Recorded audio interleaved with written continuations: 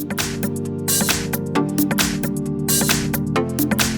will get ESSENTIELB Wooze L, and let me show you how to clear browsing data on the following device.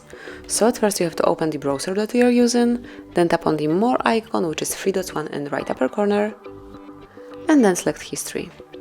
Now come along with the options. Here you've got it, clear browsing data, and mark those that you would like to delete. So if you want to delete browsing history, cookies and site data, cached images and files, saved passwords, and also out of inform data, leave it this way.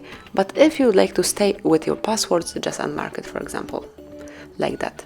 But I would like to remove it all, and finally tap on clear data, but previously just set the time range, so pick the time from which you would like to delete this history, and in my case it will be beginning of time, and then tap on clear data. And that's it, we've just cleared from data. Congrats, as you can see there is no longer history here. Thank you for watching, please subscribe our channel and leave the thumbs up.